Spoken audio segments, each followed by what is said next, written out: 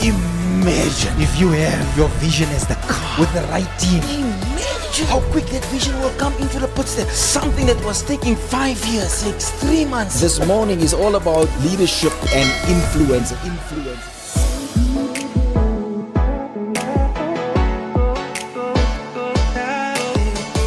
Ladies and gentlemen, welcome to it. It is officially Thursday morning at 11 o'clock. It's an unconventional time for us to be on the show, and I'll explain to you why. We were supposed to have a show yesterday, and unfortunately we were unable to due to they were doing some maintenance in the area, power outages and stuff like that, and it was becoming increasingly difficult for us to have a show, and we decided let's shift it to today. Yesterday was interesting because we actually had the rest of the constituency with us here, and to actually continue on with this topic and this conversation. And but before I get in, I just want to make sure that everyone knows and understands that I am indeed with my co-host here today, Mr. Larry Varrie. What's happening, my brother? Hi, Zakes. Yeah, no, everything is good, man. Thank you for having me again.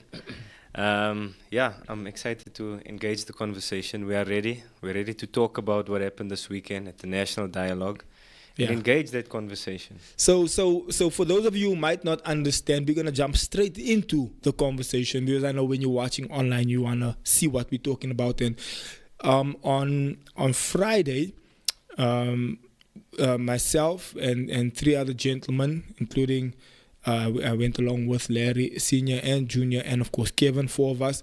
We hopped into the car, we made our way to Pretoria. I'm going to allow Larry to explain to you what happened when we got there. But long story short, you guys might have seen on social media that there was a particular clip that went quite viral on on TikTok and on Twitter, on X.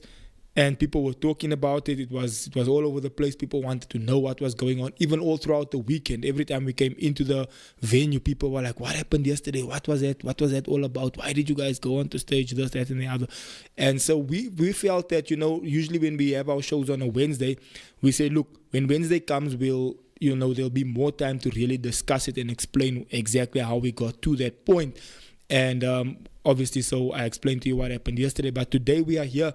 And perhaps Larry can just kind of take us through how we actually got to the point, leading up from the talks about the national dialogue, how it led up to the point where there was a feeling of exclusion, how even on the Friday when we got there was kind of a disconnect between our accreditation and all that kind of stuff. Now we got to the point that on Friday afternoon you decided, you know what, I need to do something about this because it cannot continue this way. Yeah, no, thank you. What is important to mention, I think, in our conversations with the national dialogues, the COC, leading up to the convention on the 15th and the 16th of August, was we were engaging with the chairpersons. I think there were various chairpersons because many people started withdrawing from the national dialogue or the convention. And there were promises made. We engaged them on the basis that the Khoisan, the First Nation, was excluded from a national dialogue. So we engaged them. They made a presentation. They later included us into one of the subcommittees so that they can make a presentation to us on what exactly, where the dialogue is, who is invited, etc., how the content is going to be disseminated, everything pertaining to the dialogue, how it is set up, or the convention, how the convention is set up. So we raised our concerns on how can the First Nation be totally excluded from it, from the process's inception up until the invitees, the delegation that was invited. We were not part of this dialogue from the start up until we made legal threats through Kevin Smith, who is a seasoned attorney, and then they included us into the dialogue.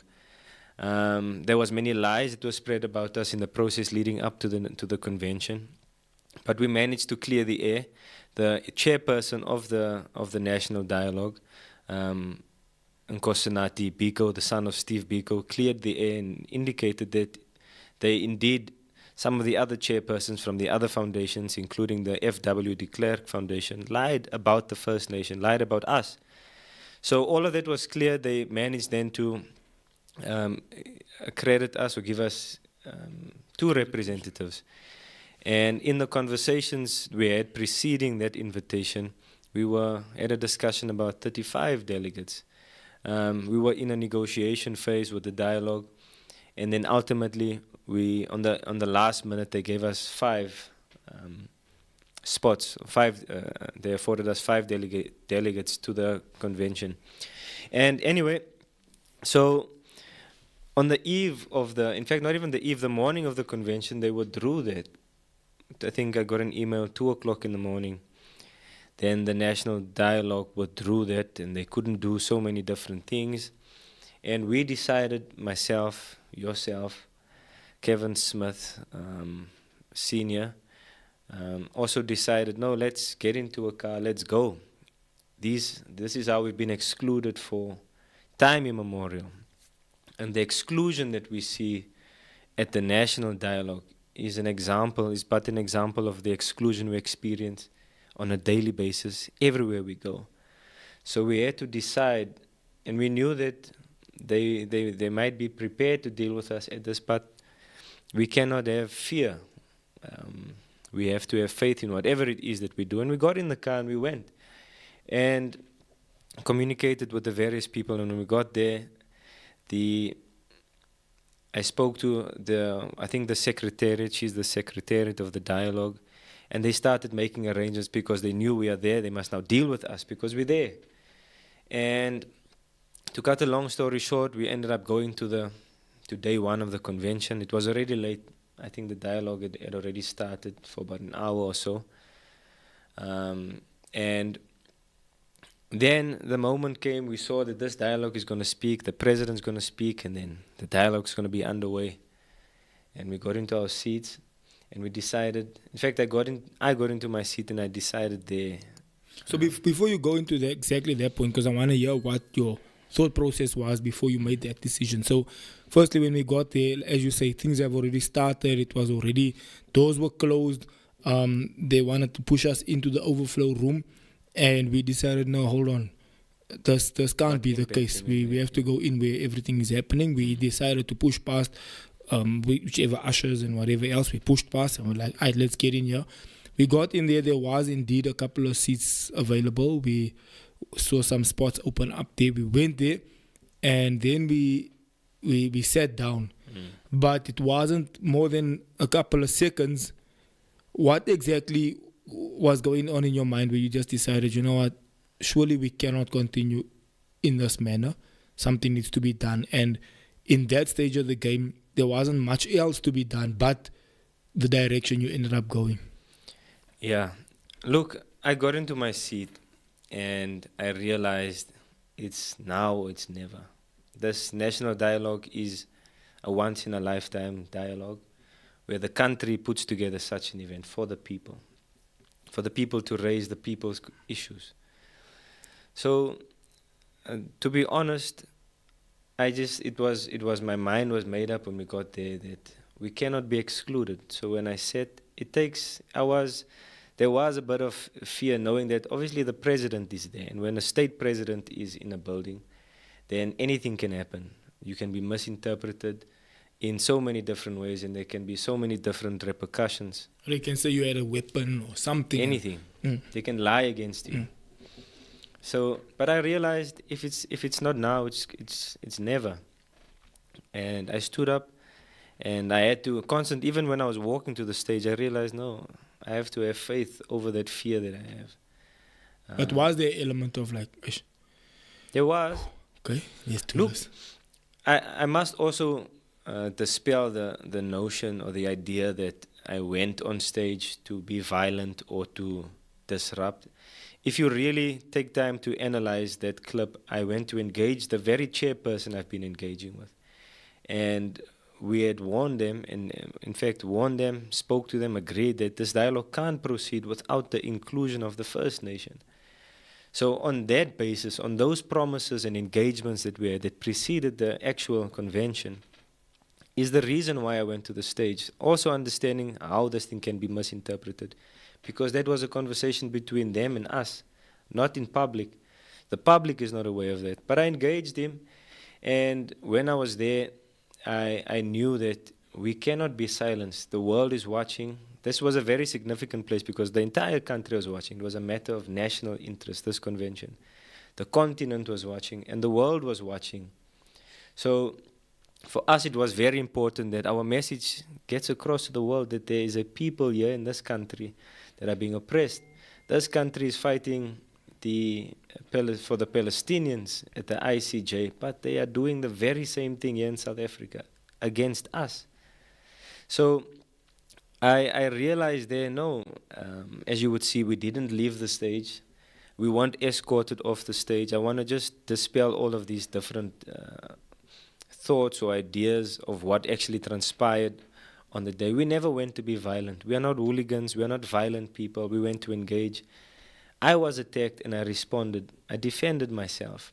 As that was the president's Bodyguards. team and bodyguards. It was there, and I realized they can drag me, they can do whatever, but it didn't come across as, well, if you like you're saying, if you watch that video, you went on, you engaged Bochoko, yes, and you said to him, "Hey, listen." Do you remember what you said to him? Not 100%. I engaged him. I know that I engaged him on the promises that he made, and I told him, you cannot make promises and then not uphold it on the day. We relied on those promises, and now you are proceeding with this dialogue As if there was no as if we never engaged. engagement. Yes. So on that basis, I said, no, you will not have a dialogue here. I told them in no uncertain terms, you will drag me off the stage here, but as far as you having a dialogue, it's not going to happen. I promise you that. There was another lady that was convening the proceedings there. There's the incident that happened after the dialogue. I don't know if you want to chat about that maybe just now, or do you want to jump in there? Yeah, look, I think she's insignificant in the frame of all of what has been our intention of going there. This was the girl with the white dress who came to me afterwards. I don't know what the intention was, classifies or what what the intention was. Came to me after all of that, and with almost a boyfriend or whoever that was. Intimidating kind of posture. Yeah, saying that. And no, I was standing with you when it happened. We were standing and chatting when it happened. I laughed at them. I mean, as insignificant as they are. And I told them, I'm not going to be dragged into something. I'm not a violent person. I can be, but I'm not. And so I just ignored all of that. So in coming back to what happened on the stage, and now I think Mduduzi is the chief of staff in the president's office. And we started engaging, and then they said, no, take a seat. They gave us a seat to be part of the panel. And I said, no, I'm not going to be part of your panel. The issue is here, you excluded us. And we just need to get that message across, that how this thing was. They're blaming all the foundations for leaving. But this is what they've been doing. And in fact, I had messages from the previous chairperson, the son of Steve Biko, who messaged me and said, we need to engage because there are things that has happened at this national dialogue that led to them also withdrawing. Because in his messages, he indicated that he was advocating for the inclusion of the First People. And this goes to show that the president is part of the team, is complicit in excluding the dialogue, or excluding the First Nation from the dialogue or the convention. So we had our engagements. I even engaged him while we were there, and he said, no, this is precisely why. In fact, this girl with the white dress, I'm going to get back to what happened on the stage. This girl with the white dress that I'm sure people know who it is. I don't know her name. I'm not familiar with her either. But in any event, she came to me and said, I'm sure the Steve Biko Foundation sent you here to disrupt, which is a false narrative, number one. They were not part of the convention. Because I was standing with you and she said, who sent you? Who sent you? But she wasn't intimidating at all, actually. She was trying to be. It was laughable, but trying to be intimidating. So they had this idea, I think from the dialogue side, that the Steve Biko Foundation was behind us coming onto the stage solely because the Steve Biko Foundation was advocating for the inclusion of the First Nation people, equally to every other constituency that was there. So that happened. So what happened is then we gathered. I don't know if this was on the media, but they took us behind. There was this, what do you call it, marketing thing that stand. I Oh, think with like the a banner. Like a banner. And they took us behind there to remove us from the face of like what is happening on TV. And we said, no, 100%, let's engage, but we're not leaving the stage. So we started engaging. They offered us a seat again. No, please take a seat, get into the panel and join the panel for what the panel is discussing. And I said, no, we can't discuss. We don't even know what they're discussing. We don't even have any idea of what is happening there. The framework of what they're discussing. Yes, so we don't want to discuss it because our issue is not with the people that are there discussing. Our issue is with the dialogue, the organizers, the presidency. So we had our discussions, we were negotiating behind this banner, and eventually I told my father and Kevin to go and meet because the minister came, Minister Slabisa. He's the Minister of COCTA, Cooperative Governance and Traditional Affairs. In any event, I think they sent him because we have some sort of a good relationship.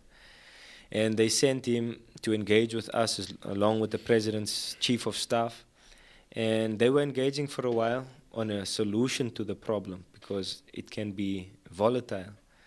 And so they discussed and they decided, I decided, no, let's go. And it looks like they're engaging with us in good faith. So let's go and engage. So we were discussing and negotiating with the minister now, Minister Slabisa. And even though it wasn't a government event, I don't know why they sent him if he didn't have any authority, because it wasn't a government event. But he made certain... It wasn't a government yes. event.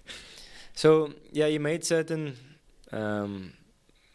promises without any guarantee, promises that he's going to try and do certain things. And for the fact that they sent him, we said, no, the dialogue team sent him to engage with us because he was neutral he came across as neutral.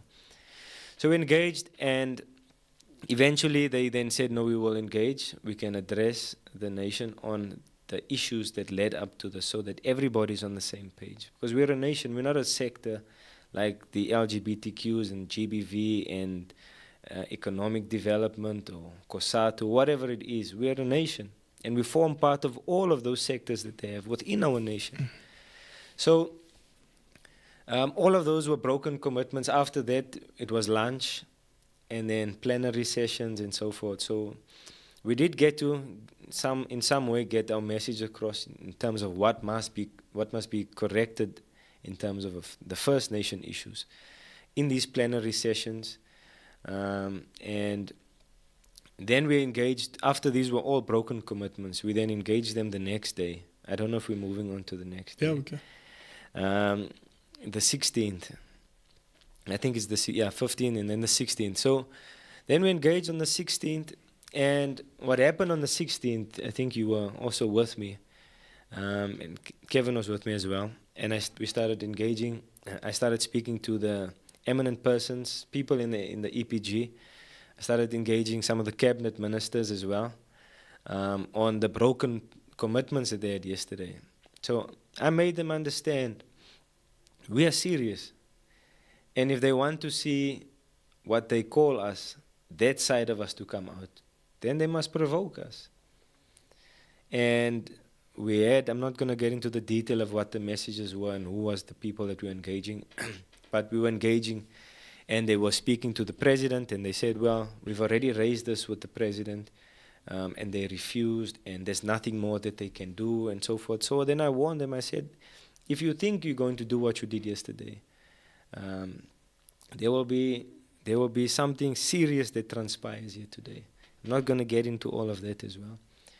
But we were chatting and, to and fro. I can't do this. Yes, okay, let me see. Let me speak to the DP. Let me do this. Let me do that.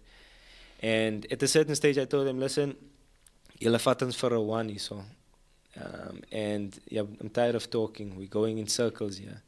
Send the message to some of the cabinet ministers and so forth, and the EPG. And then I decided to leave the meeting.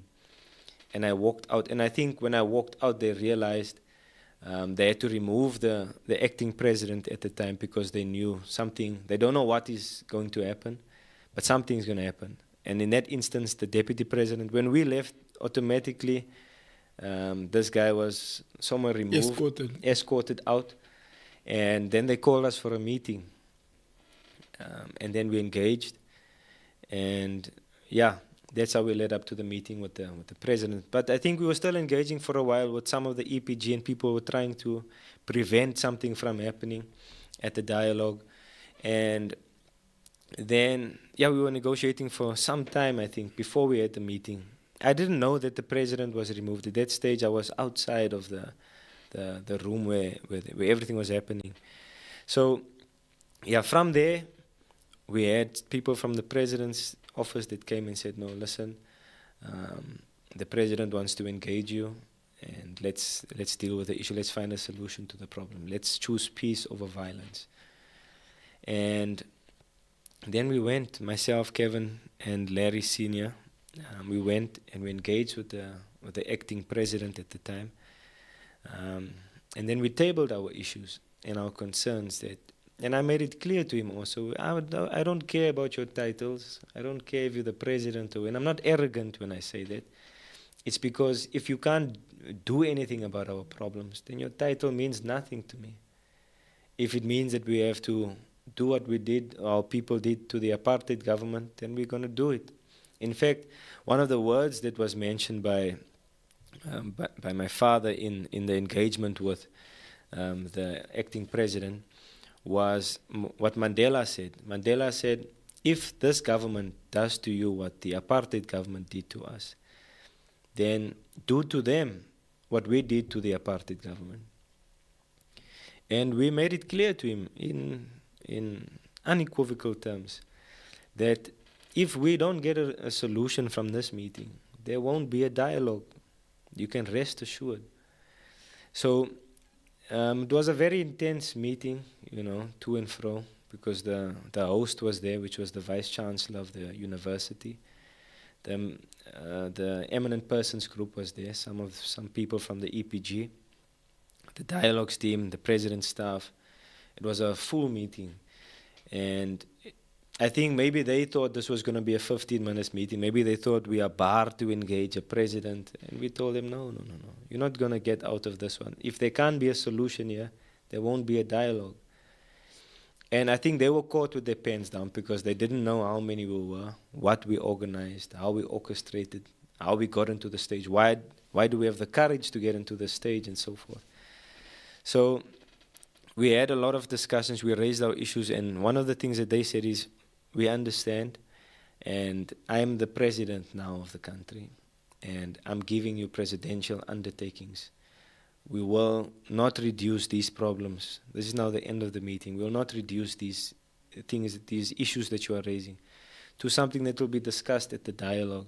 Though the dialogue is a platform, we believe that the appropriate platform would be the president as presidential priorities. So we engaged them on a number of issues.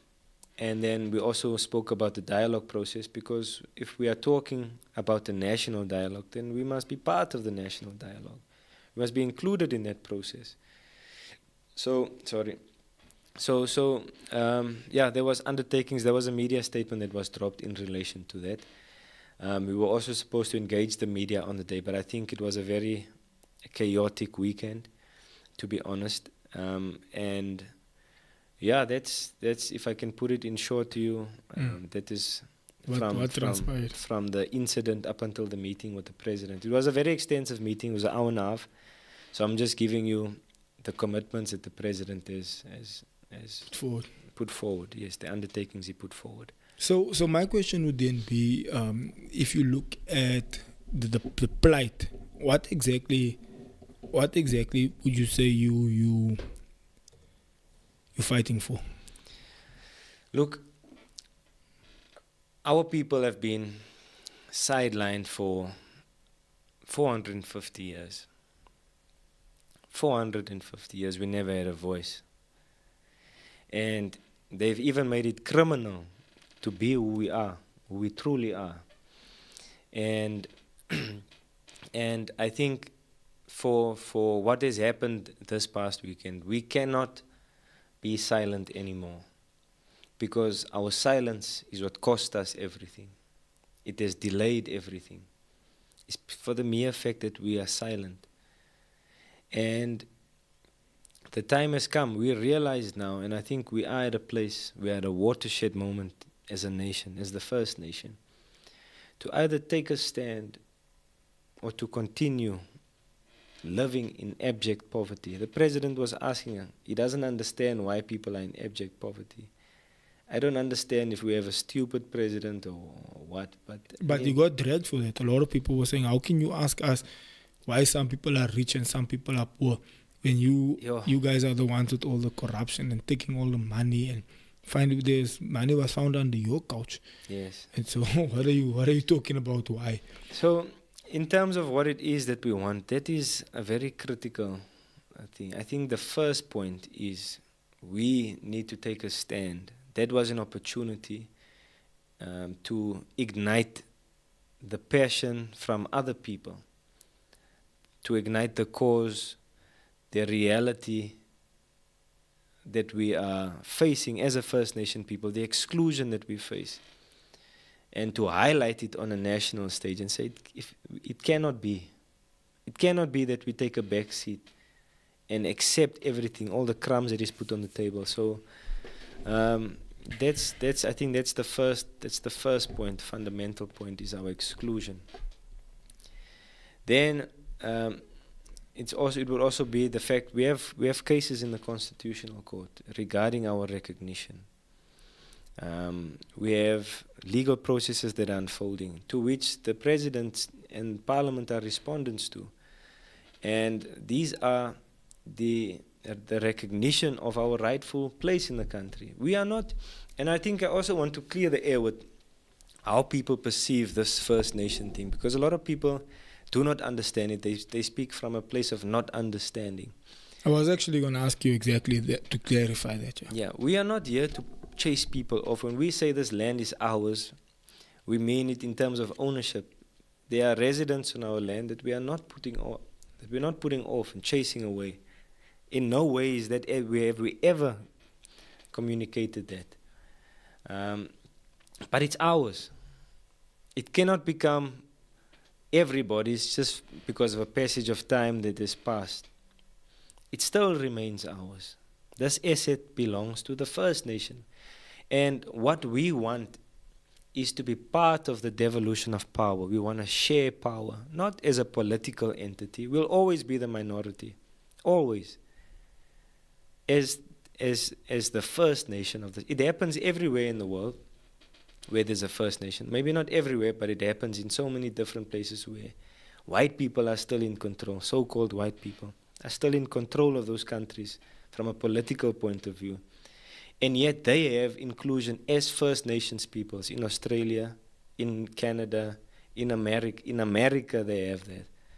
In New Zealand they have that. The first people are not by political voting, but as a matter of being the first people of this country. The Aboriginal people. They are included into the devolution of power, legislation, making laws. So is that the outcome? That's what we want to be part of. We want to be part of the power of the country as a First Nation people. And from there we can effect change, because people are making decisions on behalf of us. Parliament sits there. There's 2 Khoisan people that sits there, or 3 Khoisan people that sits there, as far as those who proclaim to be Khoisan. Sit there, 3 out of 400. If they must vote, they're outnumbered. By a big they margin. don't even have 1% of voting power. So we will always be drowned in our numbers. Always. So-called black people or the Nguni people have not shown in any way that they are acting in the name of justice, that they are doing things because it is the right thing to do. If we talk about the preamble of the Constitution, recognizing the injustices of the past, healing the divisions of the past, then we must start with us. That's a constitution that they signed. We weren't even part of that constitution, the CODESA negotiations, but those are the things that we want. We want to be part of the conversation of taking this country forward on an equal footing. Not on how many people are you? Okay, you guys are 10, so you have the voice of 10 people. You are 0.001% of the voice. And so we just push you to the side. And we are 0.001% according to them because we've been exterminated. We've been genocided. So yeah, those are very, very important points that I think people need to understand. We want to be part of the devolution of power. We want to be part of Parliament as the First Nation, as it happens everywhere else in the world. So there's a big elephant in the room, and I know your makeup is not to shy away from difficult conversations, difficult questions, difficult topics, but there's the elephant in the room is this. For the sake of the conversation, I'm going to use the word colored. No? There's a big debate going on at the moment about coloreds being Khoi or San, or coloreds somehow linking their heritage. So I've personally done the work, and I've said it every time on the show. I personally put in the effort to actually find my great-grandmother and found out that she was originally Khoi before she passed away a while ago. But that was my personal effort I put into to find my lineage and my linkage. Also mixed with she married actually a guy from Holland. They were married. And I want to state this categorically on record that my great-grandmother was not raped by a man from Holland. She was not molested, and as a result, my grandfather was born. They were married. They were married properly. They have a number of children, including my grandfather, my grandfather's brothers, my grandfather's sisters, which I know and met two of them before they died. My grandfather's brothers, I met two of them before they died. So they were a family. It wasn't a case of a rape case. And then, so the reason I'm saying this is to debunk the South African narrative that colored people are a result of rape and this, that, and the other. No. My great-grandparents were married, but now it brings in the complication of the fact that it is mixed again there. And then it becomes down to the next level where now my grandfather is technically mixed from both his parents. Then, of course, my father is born, and then, of course, I'm born. So I'm just going 4 generations up. That's how close I am to actually having a Khoi great-grandmother. It's not that far. It's literally 4 generations up. Not even 4. My father, his father, and his mother. So 3 generations up from my father. So the elephant in the room is where does that place the colored person? But I want to ask this question. Why would you say that she was a Khoisan woman? What is your father then? Or what are you? If she was. So that's what brings it. That's what makes it. That's why I'm explaining the fact that the nuance with the fact that she got married to this guy from Holland. Yes. Then comes my grandfather. Then he married my granny, which had Jewish descent. Then comes my father. Then he marries my mother. Then comes me. So your question is. My question is, why would you say that you were Khoi 3 generations down the line? That's when you were Khoi. Or 3 generations up. That's when you identify Khoi. That's the closest connection Yeah, but what I'm asking is, why is the connection there? Why is the connection not with your father or with your mother? You understand what I'm saying? So I can answer. I haven't looked into my mother's yet. Okay, but here's the question that I want to pose. The issue comes in where racial classifications came in, because before that people were something else. The government told us, our forefathers or parents or whatever the case may be, that you are this, and there was many different categories within that colored term. Cape Malay and other. All those. Yeah. 9 classifications, 5 later becoming 9, I think. But the bottom line is, only then we are classified as something else. But that very same person was something else. He carries the blood, your father that you are referring to carries someone's blood. And the fact that you're saying your grandmother is a Khoisan means she's a Khoisan because Like she my carries, great-grandmother. your great-grandmother is because she carries someone's blood. And that makes her what she is. And that should make your grandfather and your grandmother what they are, and your father and you, right? If you're following a logical line of thinking.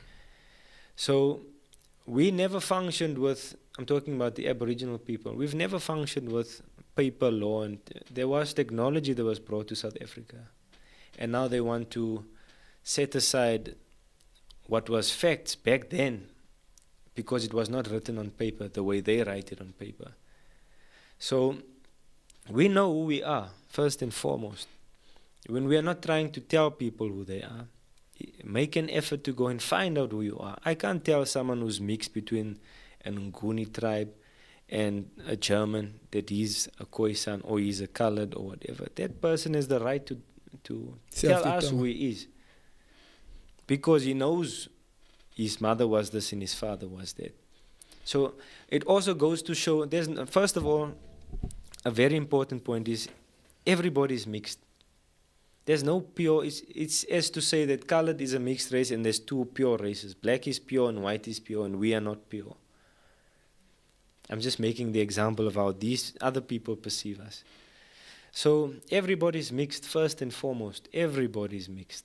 The only unmixed people you'll find is probably the ones, the Khoi in the original Kalahari. Khoi in the Kalahari. Yes, but we are of the same descent. We are descendants of the Khoisan. So I think I just wanted to make that clear. There are also black people, so-called black people, that are Khoisan. Some of them are. It's not just that the Khoisan are found within the so-called colored community. That's a false narrative. But the truth is, just like in the colored population, the colored classification, not everybody is Khoisan or descendants of the first people. The same goes for the so-called black population. There's a very, I don't know what the figure is, but it's not a significant amount, but there are people in there. And those people know themselves. Now, I can't be... Including Nelson Mandela, if I'm not mistaken. Yes, but he didn't identify as a Khoisan.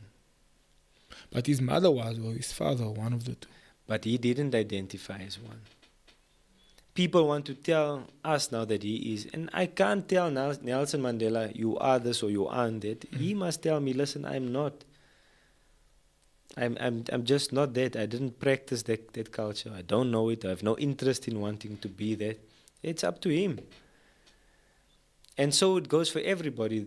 And the bottom line is people know if you go and make an effort into finding out who you are, where you come from, which area your family comes from, the geographic area, then you are showing an interest. But now to tell other people they aren't, I mean, based on what?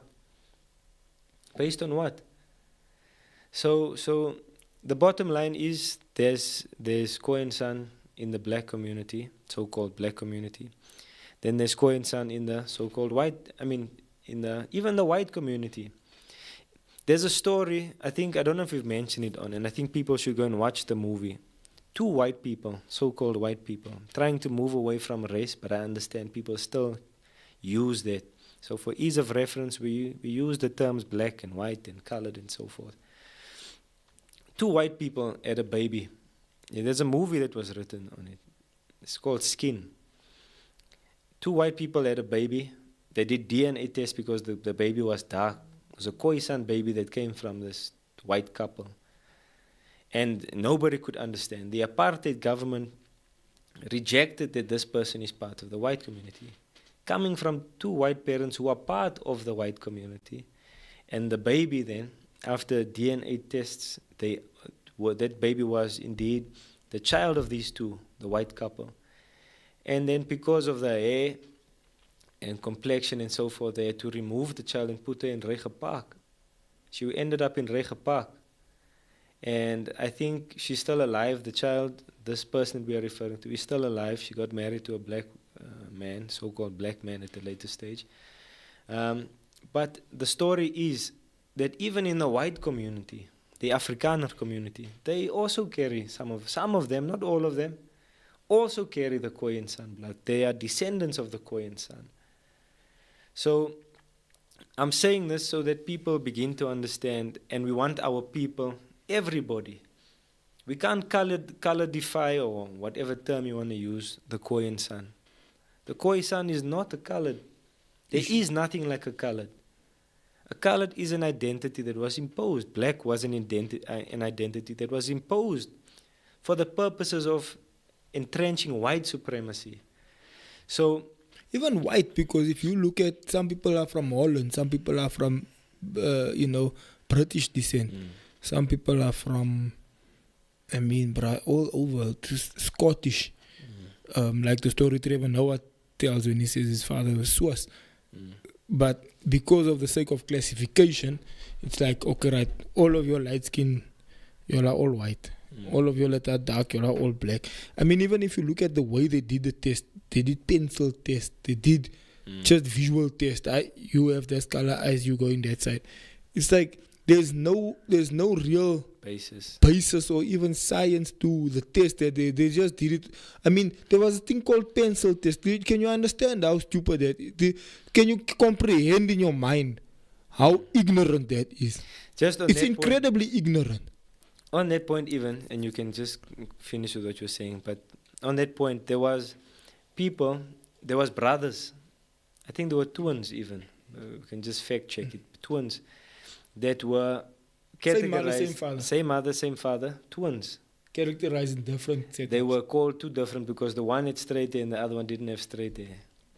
And yet they fall under two different racial classifications. Same mother, same father. So that just goes to show how flawed that racial... No, that process was incredibly flawed. But that's what I'm saying. Can you understand the deep ignorance of how that thing was classified? And now we're running 40 years down the line with the same mindset, the same classification, the same looking at one another in this negative light and negative way. We're fighting underneath one another here for classification that in and of itself is so flawed and so ignorant and so, messed up to begin with. But we're busy arguing here about, because that's the argument that's coming out quite a lot. Now, I'm this, I'm not that. No, I don't identify as this, I'm this, I'm that, I'm that. It's like, hey guys. People are holding on to race. You're holding on to a thing that was forced on us and it caused all this the damage we're sitting in the first place was caused by this thing. And so you're holding on to a thing that's continuing the hurt and the pain that the oppressor put on us to begin with. Yeah, we have to do away with race.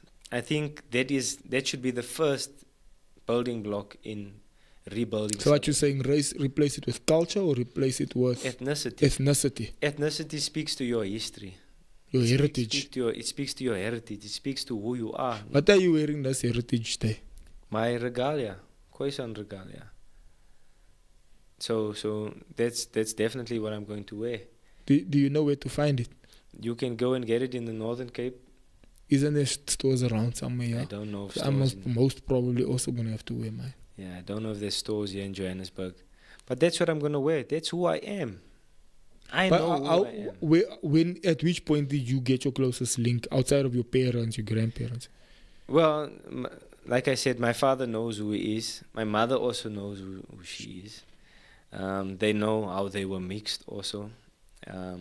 And I know them from my father to my grandmother. How far up can you go? Well, I only went as far as up to my father's grandmother. So that's your great grandparents. Yes, and my mother's grandmother. That's also how far I went. So from both sides. I'm still fighting to go further.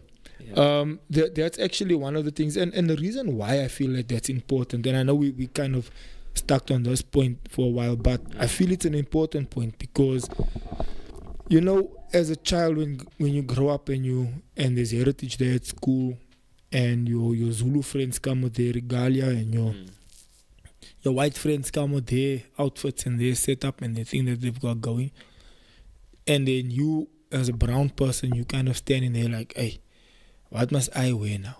But not anymore. Now, the fact that I understood, but now the thing is this, is that I feel, and I had this conversation with a friend of mine when he found out who his line is. And I asked him, did this thing give you a lot more confidence? He says, yes, it did. I asked him, does this thing give you a lot more kind of just a basis to stand on when you speak? Does it provide you with that confidence? He says, yes, it does. So, and when I did mine, it really did. It made me like, oh, okay, this is why it provides you with clarity of thought, clarity of speech, because I can assure you, part of the psyop, the psychological operation, when it came to especially brown people, was to distort your image to the point where you don't know who you are. And then when you don't know who you are, you lack a sense of identity. When you lack a sense of identity, it leaves you stranded in a way. It leaves you not knowing where you fit in, how you fit in, how you contribute to this equation. And it's detrimental to you. And take it from someone that's been through it personally. It is detrimental if you don't know who you are. So I would then urge all people to really make the effort and look into, and like, where do I fit into this thing? Who am I? Who was my great grandparents? And I'm in the process now of digging deeper. I've spoken to you to ask you where can I go to find those records, because I want to track my surname past my great grandmother, and I'm sure that those records exist somewhere. They definitely must exist somewhere, but it's just for the sake of my confidence as an individual to know that this is who I actually am on earth. I'm not speaking about spiritual, and as I know people will say, hey brah, you must have confidence in Jesus. Yes, I understand that, I know that, I'm not downplaying that. I'm saying as a person, even in the Bible, it says the Jews and the Gentiles, the Israelites, the this, the that. There was a tangible connection, and the Bible, when there's, especially in the Old Testament, when it starts the lineage, it says, and this one begot that one, and this one begot that one, and this one begot that one, because what is that? That's giving you the lineage to say, okay, this is the great grandparents of this is the great grandparents of that, and then that's how you come down the line. So if the Bible even deems that to be something important enough to mention in the beginning of a chapter, then for me, it has to provide some sort of relevance to who you are as an individual. And so I would definitely urge everyone watching online, I see there's a lot of people watching online, to really go ahead and make the effort. Make the effort. And I don't understand why this information is not a lot more easily available. I went on to the heritage site, and I tried to type the origin. I phoned them and they didn't know. They said they can't assist me. So I must look into where else I can go. I phoned because I wanted to drive there, but then I phoned and asked, hey, listen, who do I speak to? Who can I ask? And then the lady didn't know what I was talking about. But I actually want to go there and go and check. But I don't know how much it's going to cost. It doesn't matter, but I'll do what it takes. And to go and look into those history books and check it out. I think also importantly, I fortunately have both my parents. I've got to experience having both my parents. What I want to say is, not knowing yourself, in my understanding, would also relate to not knowing someone who grew up without a father, without a mother, not knowing who this person is, not having that experience of, I know my mother, I know my father, that void, that emptiness of not knowing.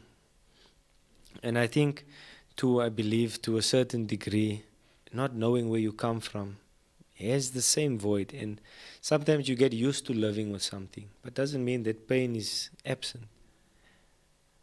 Just because you're comfortable. I mean, comfortable is maybe the wrong word. Just because you're used to living. You've come to terms with it, yeah. Yes. So you live as if it is normal, when it's not normal. It's not normal. So why do we not want to make an effort to understand what our identity is?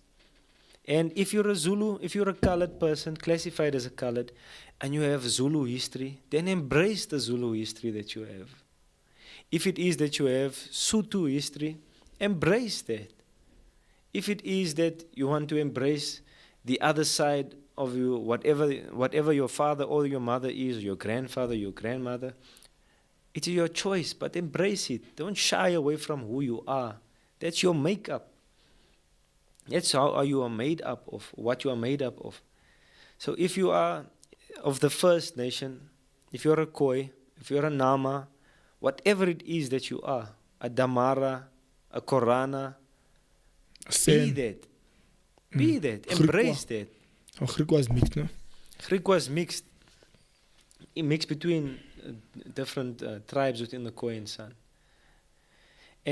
But the point is, be that, embrace it, whoever it is that you are. I cannot tell someone, you are this.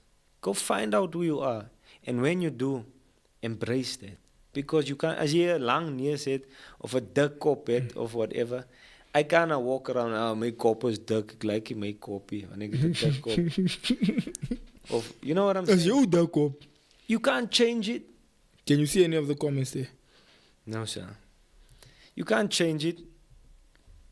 It's just how you are. Oh no. Storyteller is saying if your family originates from the Cape Colony, then you can access the National Archives in Cape Town for births, marriages, deaths, records. Does anybody know here in Joburg? Please, guys, drop it in the comment section. Here in Joburg, there's a lot of comments. It was going to be tricky for me to go through all of them at the moment. But does anybody know where I can go? Where this is what I want to do, just so you understand my idea here. I want to go to a place, search my surname, see my grandparents' marriage or whatever the case may be. Then go one level up, see my grandfather and my grandmother. Go one level up, see my great-grandparents. Go one level up. I want to be able to sit somewhere and actually follow the line.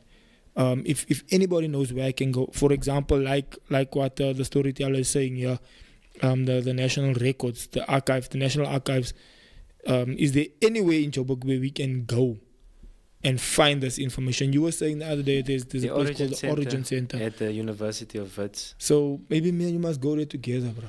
It is there. I have a brochure of that. They do. I think it's about 2,500, but don't take the value that I'm giving. Go yourself. Check, yeah. Drive there if you. Where's the place? At Wits, in Johannesburg. I must go there. You must come with me. Nelson Mandela was.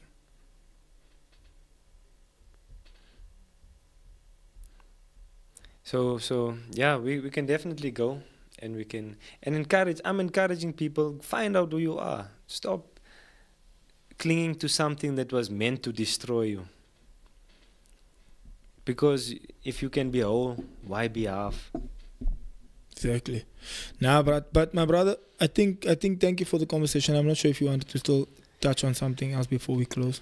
Look, I also wanted to mention that we have a national march also coming up on the 2nd in the Free State. We have a national march coming up on the 3rd in Johannesburg. It's called the National Khoisan March for Freedom. And this is meant to bring our people together. Our people have been divided, and they do not have an absolute sense of unity. And we need to come together. We need to experience each other. It must be a lived experience that we are united.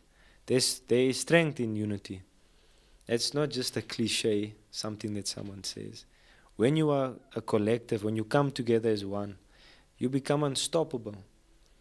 And if we have a problem for 30 years, how long do you want to wait before you take a stand against something that you disagree with? Ons is mos nie bang broeke nie.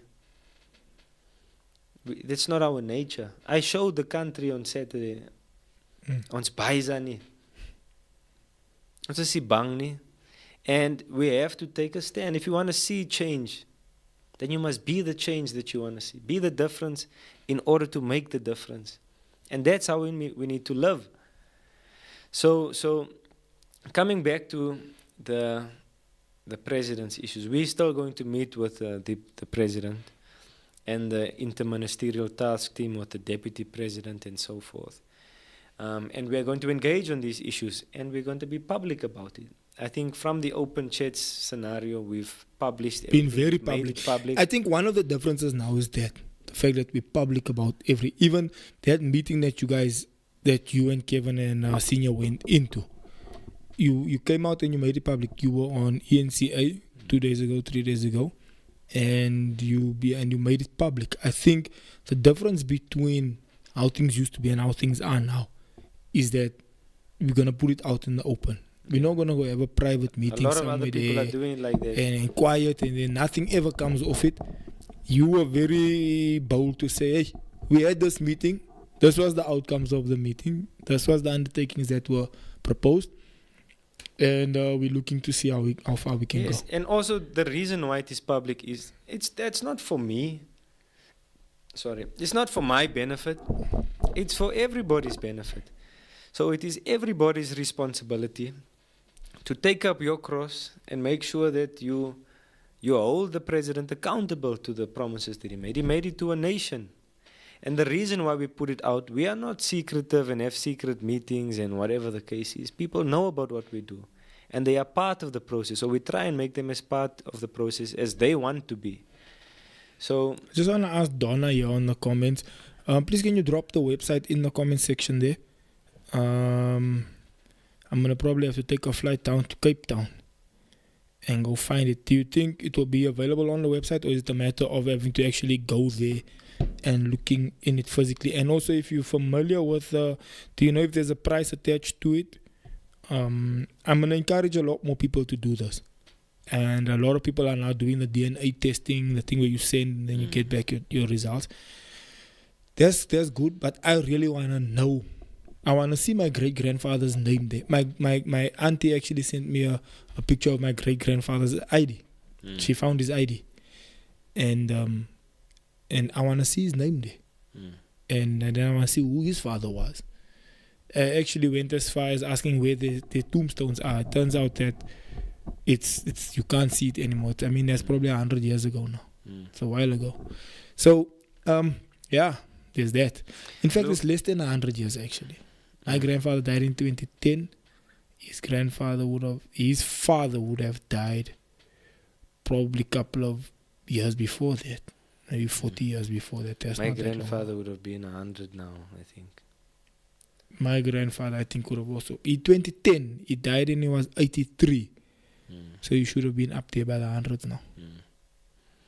Yeah. So then the other point that I also want to make, and this deals with race classification. We have a case in the constitutional, not in the constitutional court, we have a case in the High Court regarding the Employment Equity Act. Now, I'm saying this because it deals with the race classification.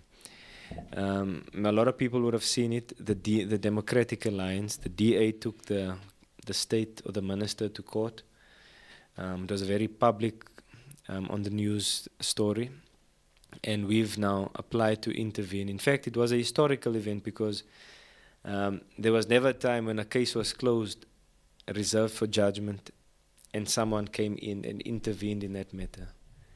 And we managed to do that, and we are now, our case is going to be heard with the Democratic Alliance and the state on the 2nd of October, in which we've asserted that we are not black, we are not white, we are not colored, we do not subscribe to race. We are the Khoisan, we are the First Nation.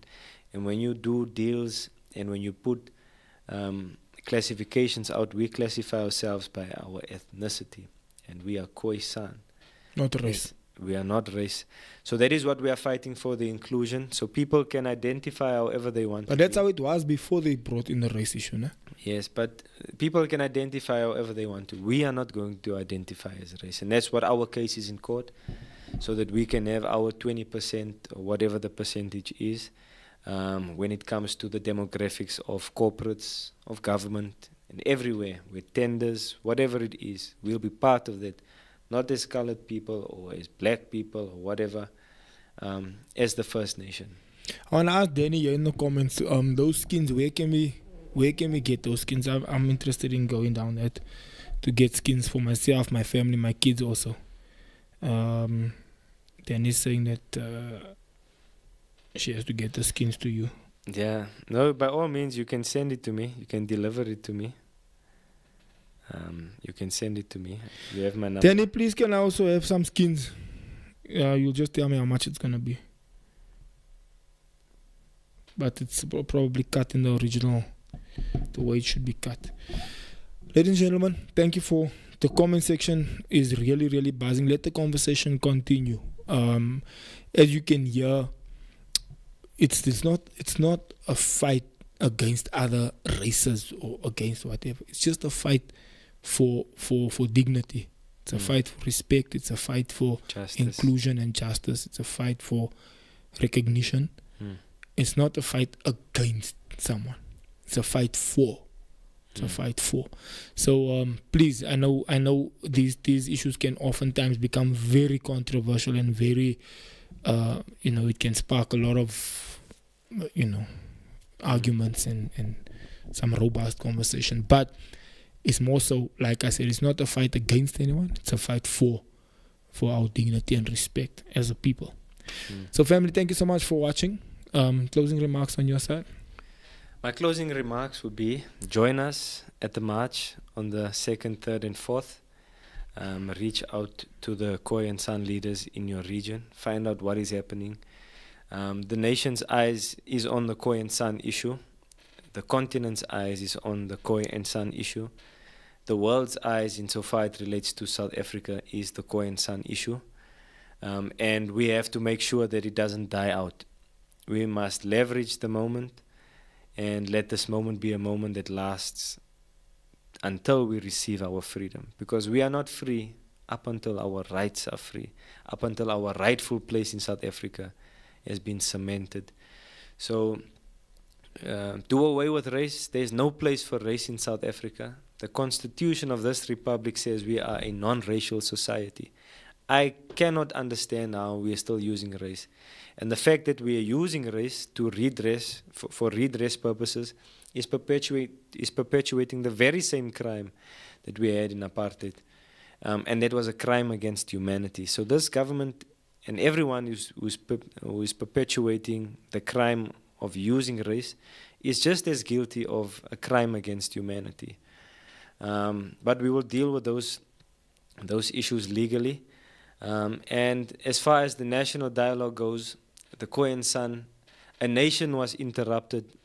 I think someone gave that to me. He said, a nation was interrupted and a people was heard. A nation was interrupted and a people was heard. And I think that is what we must take away from the national dialogue. The Khoi and the San were heard. I also want to mention this. Yesterday I went to the National House of Traditional and Khoisan Leaders, and this was now, they use our name.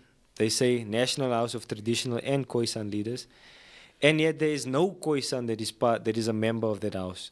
Not one person. And that's on the record. They know it, they acknowledge it. It's not something that I'm thumb sucking, not even on a provincial level. So I went there. I've appealed to the leaders to go, and no one went. And I decided to go. I left whatever I was busy with because that was important off the bat of what happened at the National Dialogue. And I went, and they had about a huge amount of police that was waiting there because that's how they perceive us. These violent people are coming here again. Because I warned them. I said, you can't do that. You can have a meeting in your own name as traditional Nguni leaders. By all means, don't use my name and make decisions on my behalf. So we went there, and the Deputy Minister, Bernd Ngamashe, is rude as always. And yeah, we don't see eye to eye. He thinks he is the people's, our leader, and he's not. It's a joke, in fact. So we went there. We made it clear. The situation got volatile again because they want to tell us. We mustn't tell them because they are the power that be. or the power that is. And I said, it's never going to happen. And we must take this stance insofar anything relates to us. When they have a conversation about us, they cannot have it without us.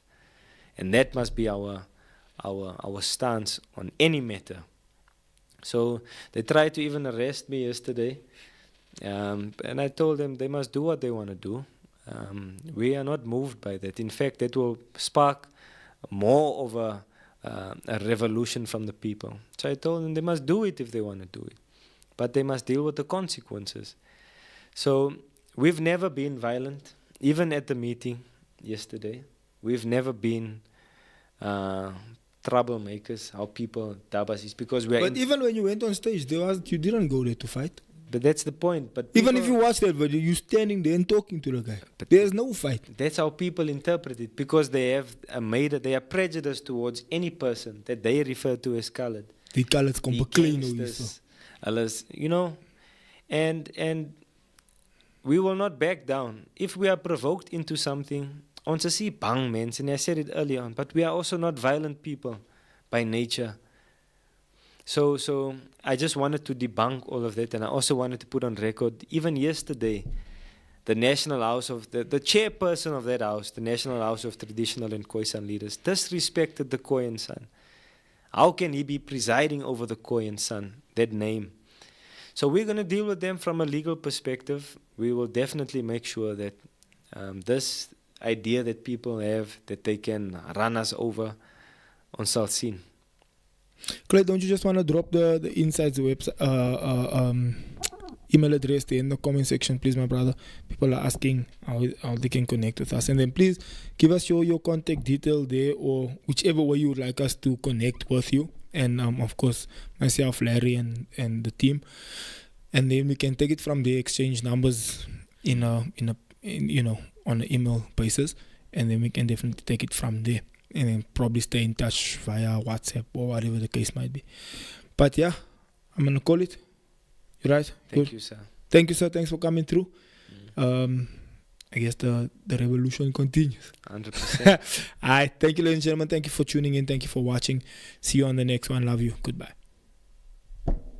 Imagine if you have your vision as the car with the right team. Imagine how quick that vision will come into the footsteps. Something that was taking 5 years, 3 months. This morning is all about leadership and influence.